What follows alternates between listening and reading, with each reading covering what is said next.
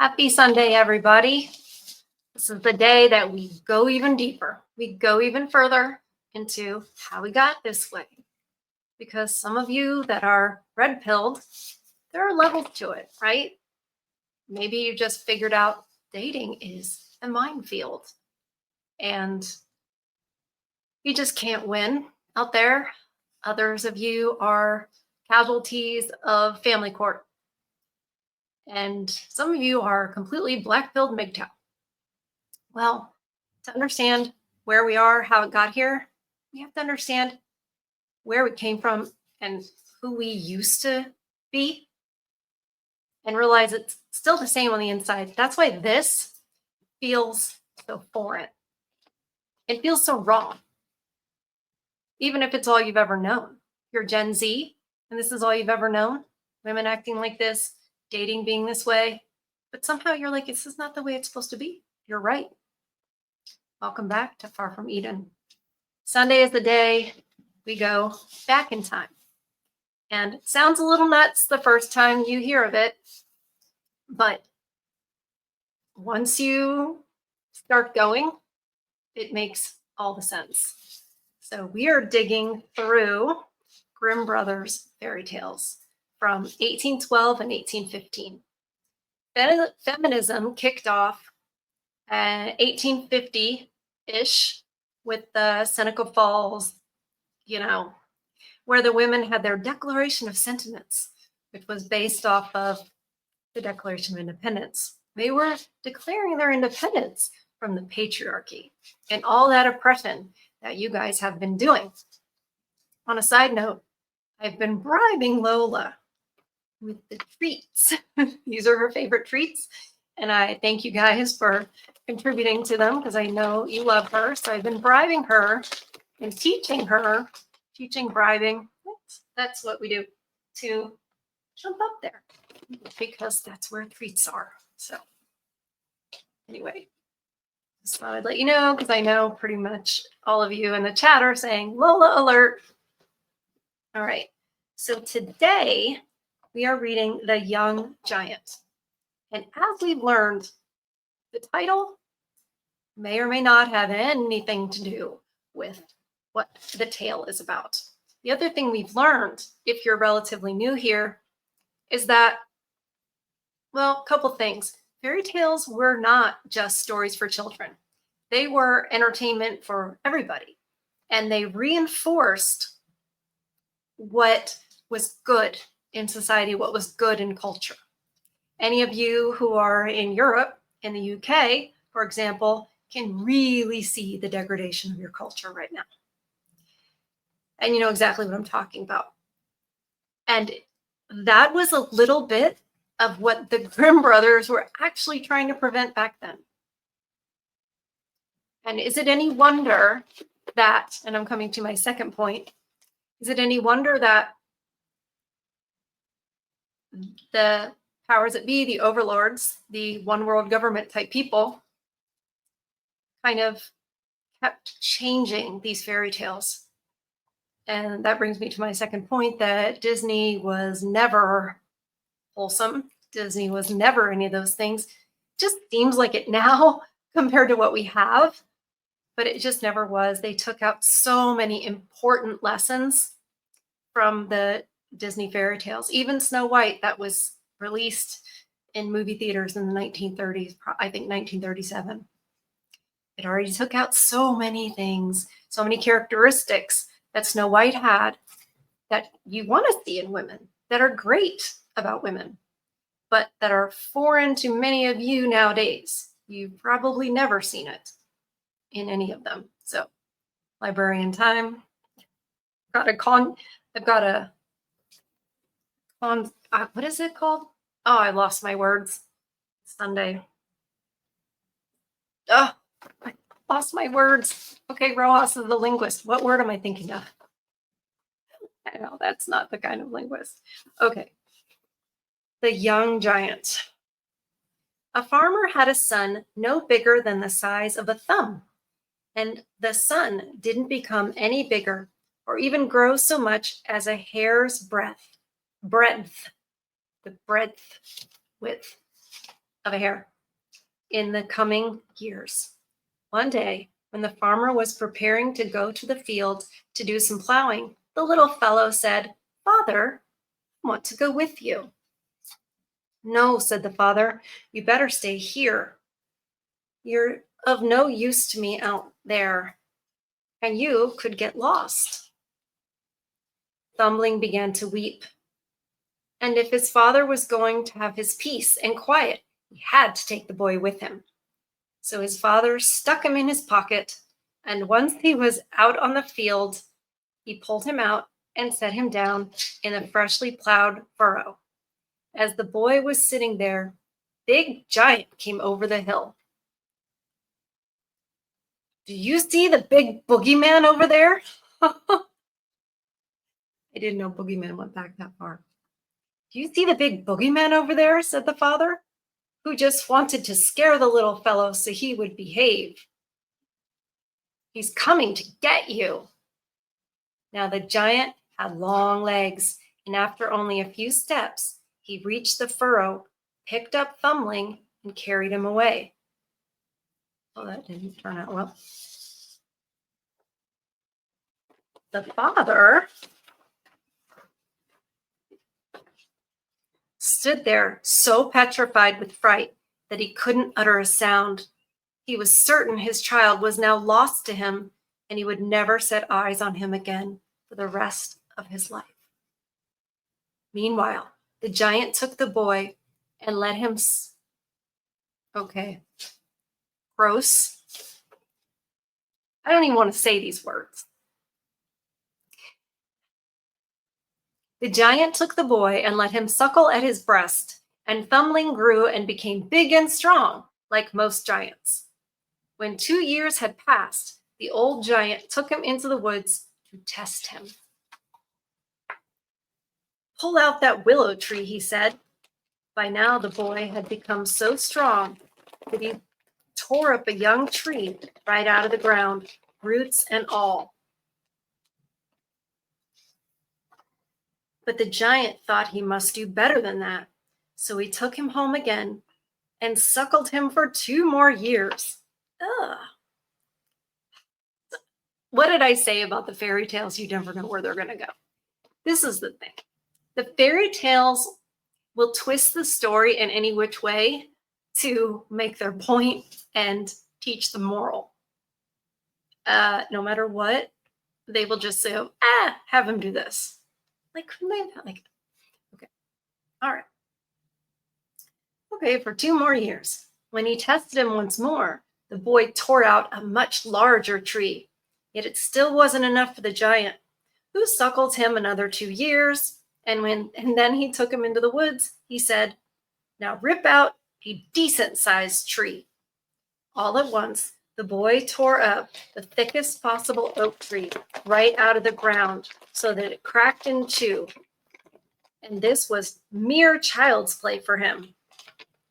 When the giant saw what he had done, he said, "That's enough now. You've learned all you need to know." And he took him back to the field where he had found him. All right.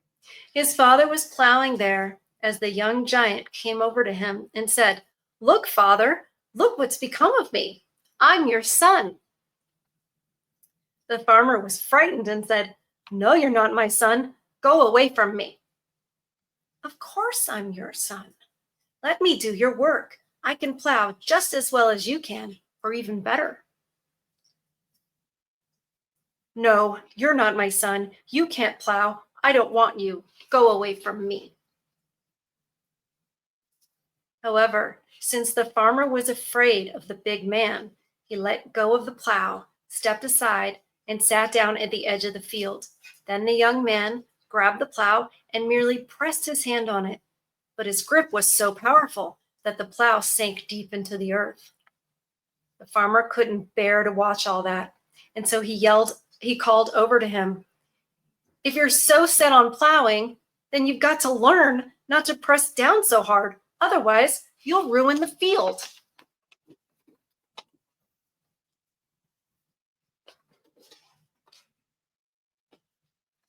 Then the young man unharnessed the horses and began pulling the plow himself.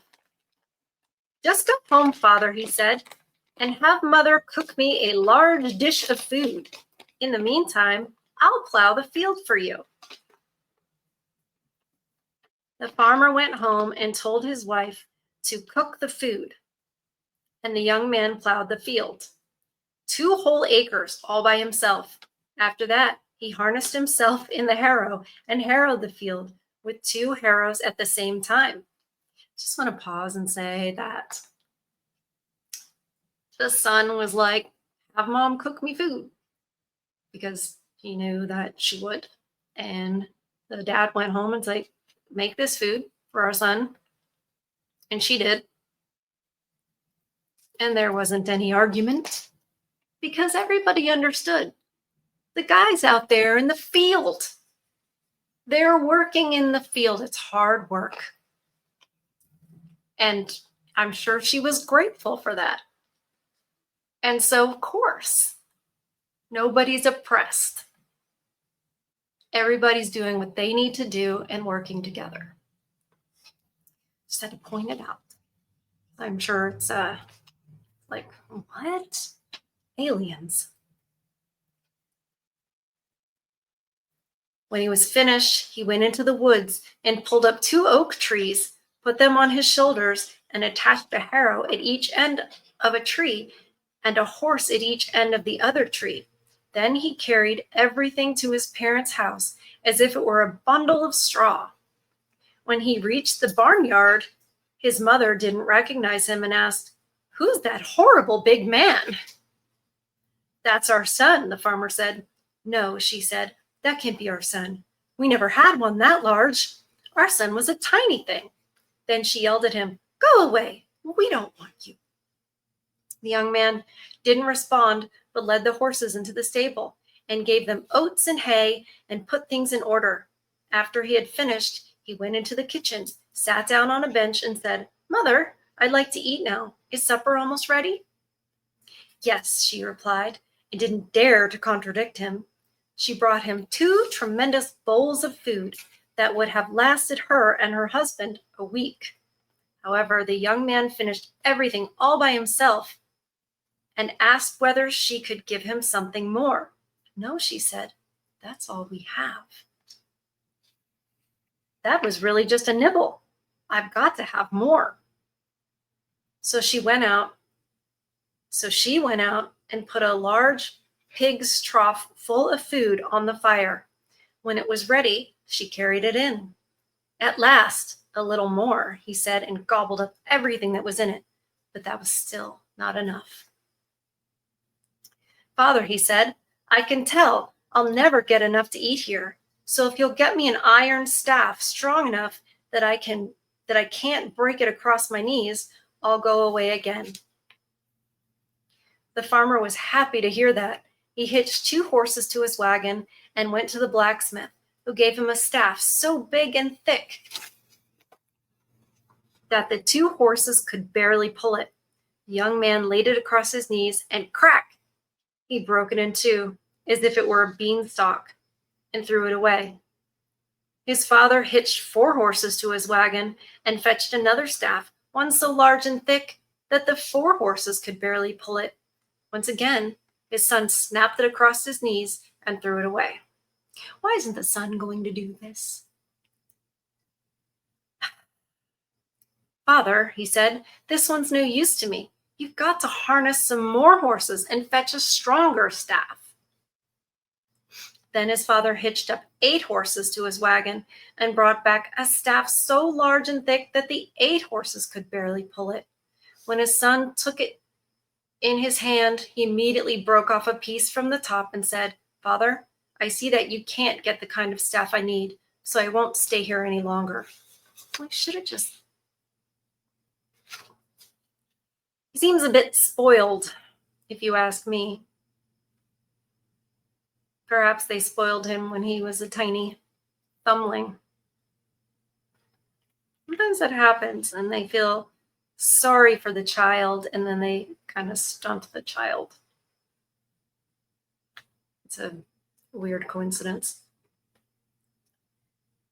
Oh, the young man went away, and he began passing himself off as a journeyman blacksmith. Soon he came to a village that had a blacksmith among its inhabitants. He was a miserly man who never gave anyone a thing and kept everything for himself. The young man went to the smithy and asked him whether he could use a journeyman. Yes, said the blacksmith, who looked at him over and thought, that's a sturdy fellow. He'll certainly be good at hammering, and he's sure to earn his keep. Then he asked, how much do you want for your wages? None at all, he answered, but every 2 weeks, when the other journeymen receive their wages, I shall give you 2 blows that you must be able to withstand. I don't like him very much. I think it's just not just his size that got overinflated. He's quite entitled, wouldn't you say? He's quite entitled.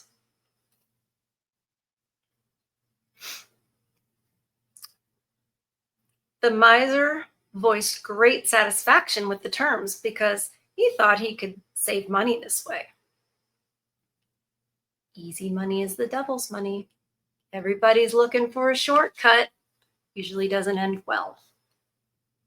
The next morning, the strange journeyman was supposed to hammer first, and when the master brought out the red-hot bar and the journeyman dealt the blow, the iron flew all over in pieces, and the anvil sank so deep into the ground that they couldn't get it out again. The miser became furious and said, that's all. I can't use it anymore. You hammer much too roughly.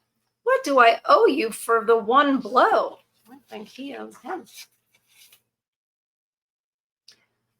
I'll give you just 1 tiny tap, that's all, said the journeyman.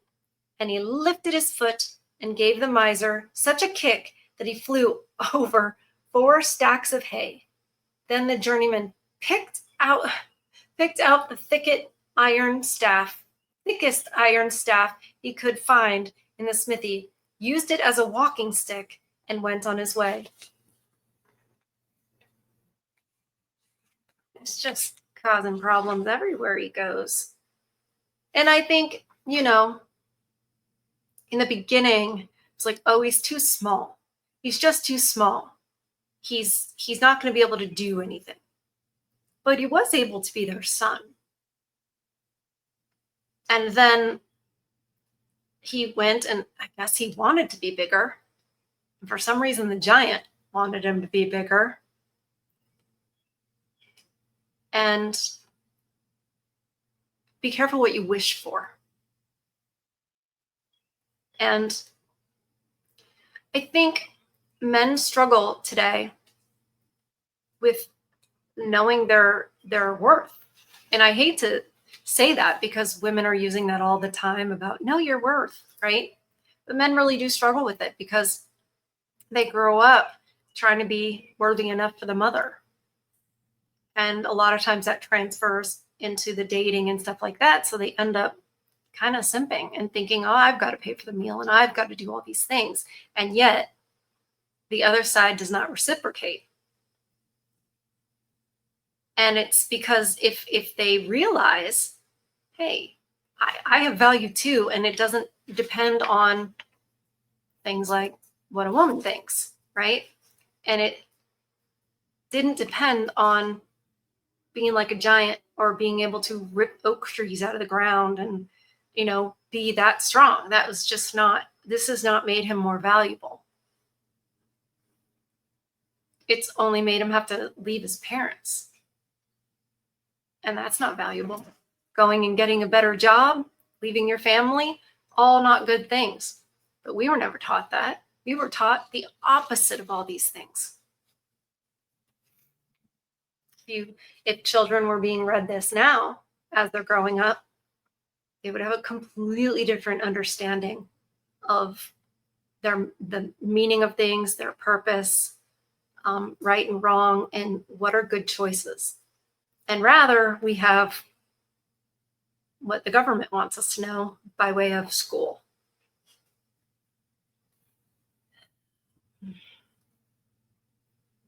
Okay, so yes, you're trying to steal treats. I know. This is an experiment with the treats. Okay, he went on his way. After he had been traveling for a while, he came to a large farming estate and asked the bailiff if he needed a foreman. Yes, said the bailiff, he could use one. He remarked that he looked like a sturdy and able fellow and asked him what he would like for a year's wages. Again, the journeyman answered that he didn't want to be paid, but that the bailiff would have to withstand 3 blows that he would give him at the end of every year. Just going through and like demolishing everything.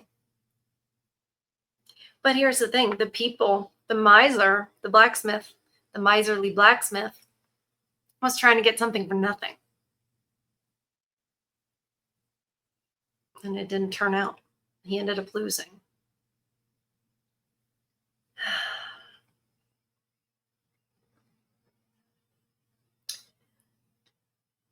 Okay, he didn't want anything but to be able to hit the guy 3 times. The bailiff was satisfied with that, for he too was a miser. The next morning, the hired workers got up early because they were supposed to drive to the forest and cut wood. The young man was still in bed. One of the workers called to him, "Hey, it's time to get up. We're going to the forest and you've got to come with us." "Not yet," he replied in a rude and surly voice. "You all go. I'll get there and back before the rest of you anyway." Yeah, I don't care for him. So he remained in bed another 2 hours, and when he finally managed to get up, he fetched 2 bushels of peas from the loft, cooked himself a porridge, and took his own sweet time in eating it. After that was done, he went out and hitched up the horses and drove to the forest. Near the forest was a ravine through which he had to drive. When he drove through it, he stopped the horses, got out, walked behind the wagon, and took some trees and bushels to build a large barricade that would prevent horses from getting through the ravine. When he arrived at the forest, the others were just leaving with their loaded wagons and heading home. "Drive on," he said to them. "I'll still get home before you." But he only drove a short way to the forest, where he immediately ripped out 2 of the biggest trees from the ground, threw them into the wagon, and turned back. When he reached the barricade, the others were still standing around, since they had been prevented from getting through. "You see," he said, "if you had stayed with me, you'd have made it home just as quickly, and you'd have had another hour's sleep."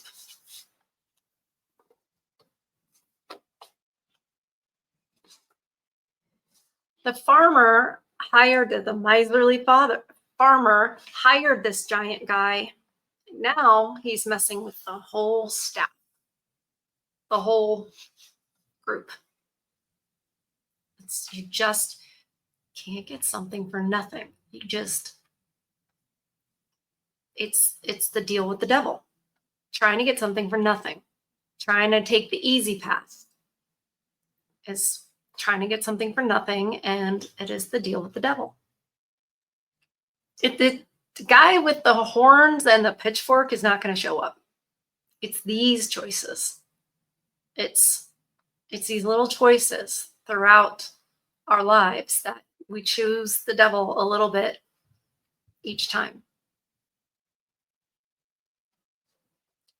And it doesn't seem like a big deal, but it is a big deal because it adds up.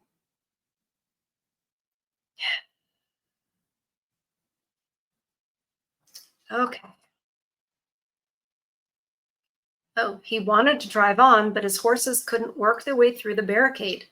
So he unharnessed them, set them on top of the wagon, took hold of the shafts, and whisked everything through as easily as if the wagon were loaded with feathers.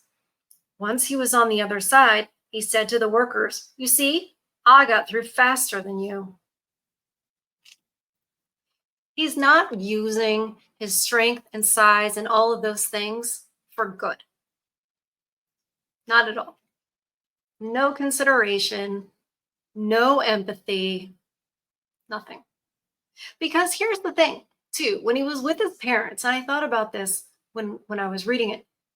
He was with his parents and he's like, "Oh, I just won't get enough to eat here." Okay, well, why don't you help with attaining more food? Why don't you do that?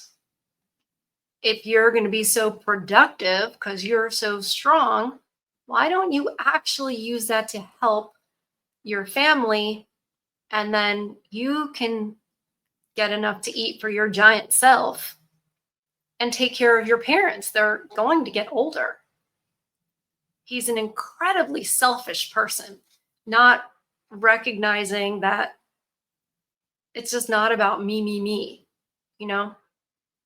And I don't think, I don't know that men are in that crisis as much as women are, but we'd be reading this to the ladies too. So hopefully they would learn that it's not about you. It's not. It's about people and taking care of other people, serving other people. And then the back and forth is what makes it beautiful. It's what gives life purpose. It's what really brings joy. Being grateful for that really brings joy. And that's why everybody's miserable.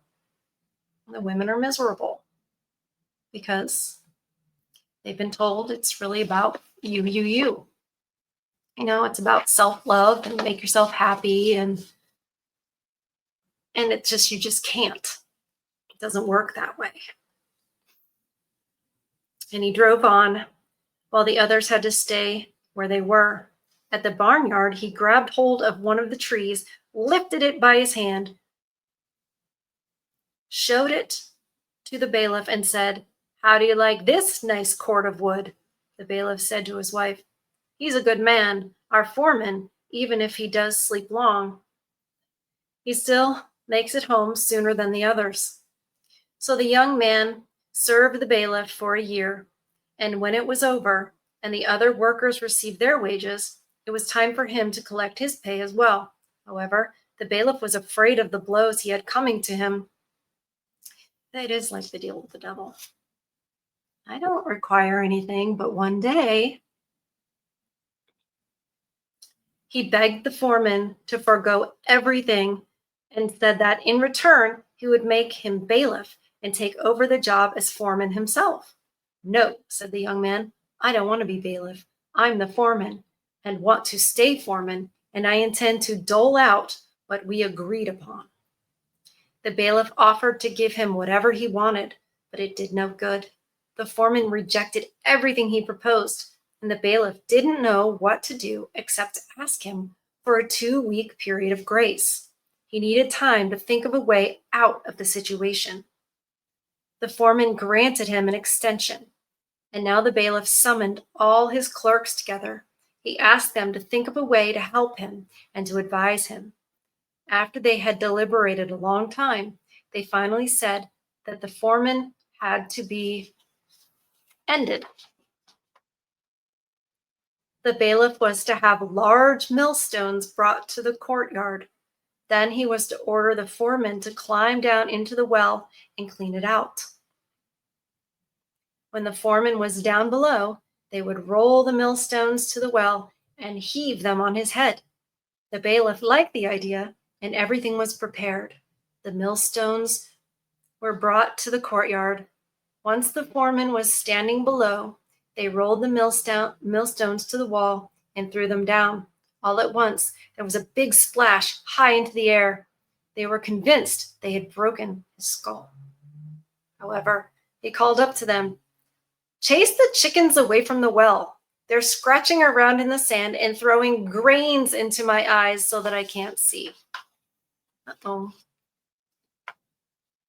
So the bailiff yelled, "Shoo, shoo," as if he were scaring the chickens away.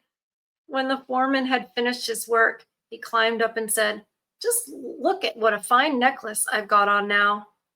But he meant the millstones. that he was wearing around his neck. But he was big. Now the foreman wanted to receive his pay, but the bailiff requested another 2 weeks' grace to think up a new plan. The clerks met again and advised him to send the foreman to the haunted mill to grind grain at night, since nobody had ever emerged alive from it the next morning. The bailiff liked the proposal and called the foreman to him that very same evening. I don't know that you want to, okay, I don't know. He ordered him to carry 8 bushels of grain to the mill and grind it that night because they needed it right away. So the foreman went to the loft and put 2 bushels in his right pocket and 2 in his left. He carried the other 4 in a sack that he had slung over his shoulder so that half was on his back and half on his chest. And off he went to the haunted mill. The miller told him he could easily grind the grain during the day, but not at night because the mill was haunted. And anyone who had gone in there at night had not returned alive in the morning. Don't worry, I'll manage, said the foreman. Why don't you go and get some sleep? Then he went into the mill and poured the grain into the hopper. Toward 11 o'clock, he went into the miller's room and sat down on a bench. After he had been sitting there a while, the door suddenly opened. An enormous table came in. Next, he saw wine, roast meat, and all sorts of good food appear on the table by themselves, but nobody carried these things in. After that, the chairs slid to the table, but nobody came. All at once, I'm getting a little freaked out. Okay. All at once, he saw fingers handling knives and forks and putting food on the plates. Otherwise, he didn't see a thing. Soon, he was hungry and saw all this food. He sat down at the table and enjoyed the meal. When he had eaten his fill, and the fingers had also emptied their plates, he distinctly heard all the lights being suddenly snuffed out. And when it was pitch dark, he felt something like a smack in the face. Then he said, if anything like that happens again, I'm going to strike back. When he received a second smack in the face, he struck back, and so it went the whole night. He took nothing without paying it back generously, with interest, and kept himself busy by smacking anything that came near him. At daybreak, however, everything stopped. When the miller got up, he went by to see how the foreman was, and he was amazed to find him alive. I got some smacks in the face, the foreman said, but I also gave some in return and ate a full meal. The miller was happy and said that the mill was now released from its curse, and he wanted to give the foreman a good deal of money as a reward. I don't want money, said the foreman. I already have enough. Then he took the flour on his back, went home, and told the bailiff he had done his job and now wanted to be paid the wages they had agreed upon. When the bailiff heard that, he really became upset. He paced up and down the room, and beads of sweat ran down his forehead. So he opened the window to get some fresh air, but before he knew it, the foreman had given him such a kick that he went flying through the window out into the sky. He flew and flew until he was completely out of sight. Then the foreman said to the bailiff's wife, that she'd have to take the other blow. No, no, she exclaimed. I won't be able to stand it. And she opened the other window because beads of sweat were running from her face also. Then he gave her a kick too, and she went flying out the window. Since she was lighter than her husband, she soared much higher. Her husband called out to her, Come over here. She replied, No, you come over here to me. I can't make it over to you. So they floated in the air, and neither could get to the other. Whether they are still floating, I don't know. But I do know that the young giant took his iron staff and continued on his way. You can't get something for nothing. You just can't. Because that's the deal with the devil. And each person found that out. Even the parents, I mean, the dad in the field wanted it to be easier. Said, you'll do it much easier than I. And yet, then they lost their son. And he ruined a bunch of stuff. And he ate their food, like a ton of their food, which I'm sure was, not plentiful. And then all the misers, you just can't do that. That's not what it's about. You can't rely on the easy thing. And you can't rely, it's fine. You can't rely on an easy woman either. And everything in this day and age is easy. Drive-through service, get it now, instantaneously. And what's the cost? It's partly why society's failing. Because everybody wants it easy. And that means there's sacrifice somewhere. Because actually working hard and sacrificing is what builds character and makes it all worth it in the end. Have you ever met a child or a person who grew up getting everything they wanted easily? What kind of person do they usually grow up to be? Not very good. And it doesn't do us any good as adults either. It's a big reason why women are the way they are now. Because growing up, we get, different treatment than you all. Different treatment in the classroom, preferential treatment everywhere by cops, not cops when we were little, preferential treatment when we get older from cops, a warning instead of a ticket. It adds up, and it adds to the entitlement. And then when we're not getting this easy road, right, we think it's oppression. And at the end of the day, we're the misers. We're the misers. And we're getting now it's the chickens are coming home to roost. We're taking our blows, so to speak. And I know a lot of you are like, yeah, I'm here for it. I get it. It's consequences. These people all face the consequences of being entitled, basically. Wanting to not have to work for things and just get things easily. Not have to pay for it.